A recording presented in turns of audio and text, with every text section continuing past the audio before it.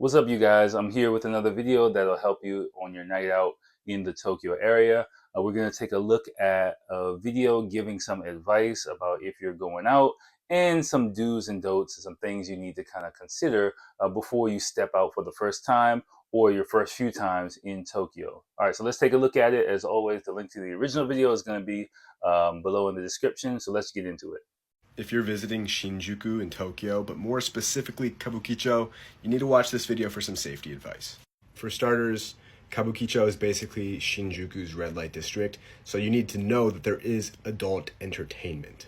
That's a really important thing to understand. Like, people might think, if you're new to Japan or you've never come to Japan, like, or especially Tokyo, you from media and things like that, you might have an image of what Tokyo is, but please understand it's a major city, right? And if you can, wherever you are, you can kind of think of any major city in your home country. There's good parts and there's bad parts. And for me, Tokyo, I've said it before, there's not a dangerous part of Tokyo for me personally.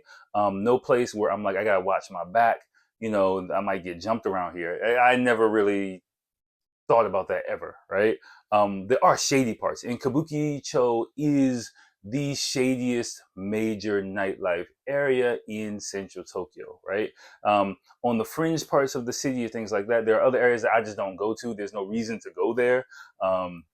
But we're talking about the main areas that you're probably going to be visiting. Shinjuku slash Kabukicho at night is going to be the Mac Daddy of them all, right? So just know that you're getting yourself into that if you're choosing to hang out there. It's not dangerous, it's just shady. So, if you like hanging out in dive bars and shady places, you kind of should know what you're getting yourself into.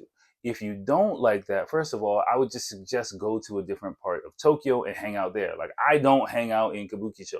You've heard me kind of say this. I've only really been there like a couple of times for bachelor parties or stuff like that, going to like a strip club for bachelor parties and stuff like that.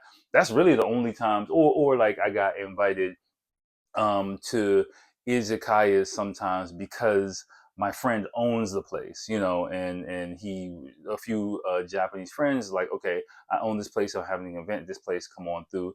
That's kind of been the only times I've really gone there, but I don't. That's not on my radar. I'm not knocking it. Some people love it, or my boss one time wanted me to go there.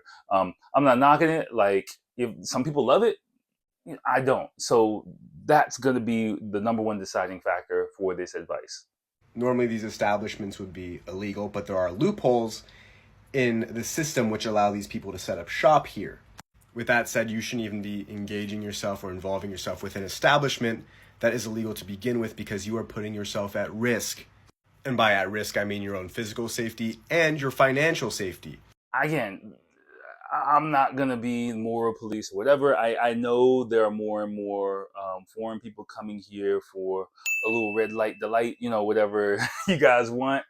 I personally, I'm not really in that camp. And I do think I'm not knocking other parts of Asia, but there are other Asian countries that are much more transactional than Japan in that case. So I would just say, I'm not going to name countries just because I don't want to pigeonhole any country. But if you're looking for, S.ex tourism, then this might not be the best place. If you do go to Shinjuku and something happens to you, that's on you. I don't really know what to tell you because I don't really know about that world. But just keep that in mind. You're going to go to Kabukicho, and if you do stray off the main road that every tourist goes on, you're going to find establishments like soaplands, girl bars, and all sorts of adult entertainment. Outside these places, traditionally you have someone called a tout, and a tout is someone who flags you down and tries to get you to go to their shop. When I was in Japan as a tourist a couple years ago, I noticed these touts were mainly Japanese people. However, the touts you see in Shinjuku, at the very least, are now African immigrants. So they're not very shy compared to Japanese men. They won't pick you up and force you into the store, but they're very persuasive. They'll run up to you, they'll put their arm around you, call you brother, call you friend, specifically if you're traveling by yourself or with a group of guys. When I mean your physical health is at risk, I mean if you do go into an establishment like this and they give you a complimentary drink, they could drug that drink. It's happened to people before, and once you get drugged, you wake up a couple hours later, your card's been used, or if you're carrying yen, cash in your pocket, it's all gone.